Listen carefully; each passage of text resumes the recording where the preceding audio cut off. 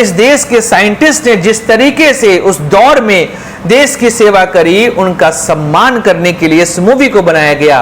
Hello नमस्कार दोस्तों, 2024 के लोकसभा चुनाव से पहले देश इंडिया गठबंधन और एनडीए गठबंधन के रूप में दो भागों में बंटता हुआ दिखाई दे रहा है। कुछ लोग कह रहे हैं कि आने वाले समय में एनडीए की सरकार बनेगी और प्रधानमंत्री नरेंद्र मोदी अपना तीसरा टेन्योर भी पूरा करेंगे। वहीं पर कुछ लोग ऐसा कह रहे हैं कि 2024 के चुनाव में इंडिया गठबंधन को जीत मिलेगी और राहुल गांधी देश के प्रधानमंत्री बनेंगे। लेकिन यहाँ पर गठबंधन के अलावा फिल्मी जगत ने भी देश को दो भागों में बांट दिया, क्योंकि वर्तमान समय में कई ऐसी मूवीज आ रही हैं जो राजनीति से प्रेरित दिखाई दे रही हैं। ऐसे में कुछ मूवीज के ऊपर ठप्पा लगता है कि वो मूवीज सरकार का समर्थन कर रही हैं, और वहीं पर कुछ मूवीज को कहा जा रहा है कि वो सरकार के विरोध में बनाई गई हैं। तो ऐसे में दोस्तों आज बात करेंगे एक ऐसी मूवी की जो कि 28 सितंबर को आ रही है, और यह मूवी है विवेक रंजन अग्निहोत्री की द वैक्सीन वॉर। चर्चा करेंगे आज के वीडियो में इसी मुद्दे पर, क्या मूवीज सरकार के समर्थन और विरोध के लिए बनाई जाती हैं या इनका उद्देश्य सिर्फ मनोरंजन करना होता है। तो फिर नमस्कार दोस्तों, मैं हूं सुधांशु और आप देख रहे हैं द स्वदेश।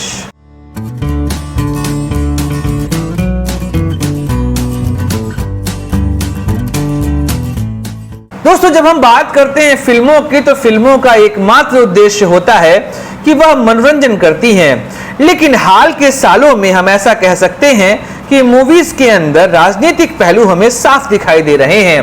कई लोग ऐसा मानते हैं कि मूवीज सरकार के समर्थन के लिए बनाई जा रही हैं, और कई लोग ऐसा मानते हैं कि मूवीज सरकार के विरोध के लिए बनाई जा रही हैं। अभी हाल के दिनों में कुछ ऐसी मूवीज आई जिनको लेकर कहा जा सकता है कि यह मूवीज क्या राजनीति से प्रेरित हैं। ऐसे में शुरुआत करते हैं विवेक रंजन अग्निहोत्री की एक मूवी से, जिसको लेकर देश में बहुत हो हल्ला हुआ। कुछ लोगों ने इस मूवी को प्रोपेगेंडा तक कह दिया, और यह मूवी थी the Kashmir files. Radhe Shyam movie के साथ यह मूवी रिलीज हुई थी। शुरुआत में इसे किसी ने भाव भी नहीं दिया, लेकिन अचानक से द कश्मीर फाइल्स पेस पकड़ती चली गई और इस मूवी ने 300 से अधिक करोड़ रुपए कमा लिए। तो ऐसे में कई लोगों ने कहा कि अगर प्रोपेगेंडा मूवी बनती रहेंगी तो देश में आपसी सामंजस्य खराब हो जाएगा। तो ऐसे में क्या द कश्मीर फाइल्स को हम प्रोपेगेंडा मूवी कह सकते हैं? देखिए, द कश्मीर फाइल्स में जो इवेंट उठाए गए थे वह इवेंट 1989 से लेकर 1990 के बीच में कश्मीरी पंडितों के पलायन पर आधारित था। ऐसे में अगर आप इतिहास पढ़ेंगे तो 1989 से 1990 का इतिहास इतना ही काला है जितना कि हमने इस मूवी में देखा था। जिस तरीके से कश्मीरी पंडितों को एक रात में ही कश्मीर वैली छोड़ जाने को कहा, इस बात से कोई इनकार नहीं कर सकता। जिन जिन घटनाओं का वर्णन द कश्मीर फाइल्स में किया गया, अगर सच्चाई देखी जाए तो उसमें 90% बातें सच साबित होती हैं। ऐसे में द कश्मीर फाइल्स ने देश के उस इतिहास को दिखा दिया जिस इतिहास को लेकर अभी हम बात नहीं कर रहे हैं। कश्मीरी पंडितों ने जिस तरीके का पलायन देखा, उस पलायन की तुलना वर्तमान समय में आप किसी और से नहीं कर सकते। अगर आप इस पलायन की तुलना करना चाहते भी हैं तो हिटलर के होलोकॉस्ट से करिए, जहां पर हिटलर ने यहूदियों को चुन चुन कर मारा था। सेम चीज़ यहाँ पर आप कश्मीरी पंडितों को भी देखेंगे कि जिस तरीके से उनको कश्मीर वैली से भगाया गया, कईयों को तो मार दिया गया, और ये बातें ऐसी हैं जिसको आप नकार नहीं सकते। लेकिन कश्मीर फाइल्स को लेकर कई लोगों ने कहा कि यह प्रोपेगेंडा मूवी है। इस मूवी में एक डायलॉग है जिसको लेकर हम यही कह सकते हैं कि सच कभी कभी इतना सच होता है कि हम उसे स्वीकार नहीं कर पाते। कश्मीर फाइल्स कुछ ऐसी ही मूवी थी। इसमें कुछ बातों को एग्जैजरेट तरीके से दिखाया गया, लेकिन आप देखेंगे तो कमोबेश यह मूवी सच्चाई पर ही आधारित थी। तो ऐसे में हम नहीं कह सकते कि द कश्मीर फाइल्स एक प्रोपेगेंडा मूवी थी, क्योंकि देश के काले अध्याय को दिखाना भी सिनेमा की जिम्मेदारी होती है। ऐसे में एक और मूवी आई जिसको लेकर पक्ष के लोगों ने कहा कि यह प्रोपेगेंडा मूवी है, और उस मूवी का नाम है जवान मूवी, जो कि इस समय देश में तहलका मचा रही है। कई लोगों ने कहा कि वर्तमान सरकार को बदनाम करने के लिए इस मूवी को बनाया गया था, लेकिन सच्चाई ऐसी नहीं है। आप जवान को अगर देखेंगे तो जवान में उन मुद्दों को उठाया गया है जो भारत के लिए नासूर बन चुके हैं। देश को आजाद हुए 76 साल हो चुके हैं, लेकिन उसके बाद भी इन मुद्दों को लेकर हम आज भी चर्चा नहीं करते। चाहे वह किसानों की समस्या हो, स्वास्थ्य की समस्या हो, शिक्षा की समस्या हो, रक्षा सौदों में होने वाले घोटालों की समस्या हो, हम आज भी इन पर बात नहीं करते। ऐसे में जो सरकार के पक्ष के लोग हैं, उन्होंने कहा कि जवान फिल्म केवल मोदी सरकार को बदनाम करने के लिए बनाई गई।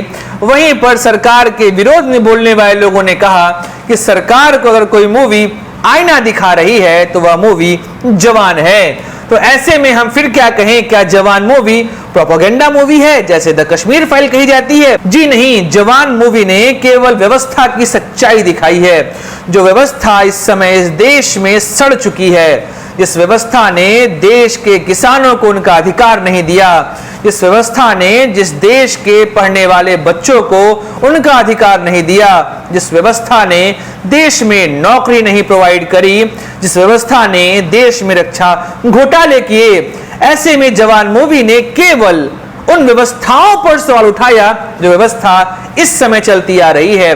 और यह व्यवस्था वर्तमान सरकार की ही देन नहीं है, यह व्यवस्था पिछले 76 सालों से चलती आ रही है और हर सरकार का उसमें उतना ही दोष है जितना कि वर्तमान सरकार का। ऐसे में हम कह सकते हैं कि जवान मूवी ने सरकार नहीं व्यवस्था के बारे में कहा। ऐसे ही the Kashmir files propaganda movie नहीं, उस मूवी ने केवल 1990 के दौर की कश्मीर की सच्चाई दिखाई है। ऐसे में एक और मूवी आ रही है जिसको लेकर देश दो धड़ों में बंटा हुआ दिखाई दे रहा है और उस मूवी का नाम है द वैक्सीन वॉर। जी हाँ, भारत ने कोरोना के टाइम पर अपनी एक वैक्सीन बनाई क्योंकि भारत की स्वदेशी वैक्सीन है। ऐसे में इस देश के लिए गर्व की बात है कि इस देश ने अपनी वैक्सीन खुद से बनाई और उस वैक्सीन के रिजल्ट भी हमें अच्छे से देखने को मिल रहे हैं। ऐसे में द वैक्सीन वॉर कहीं से गवर्नमेंट का समर्थन करने वाली मूवी नहीं है। इस मूवी ने देश के साइंटिस्ट को लेकर एक जागरूकता पैदा करने की कोशिश की है।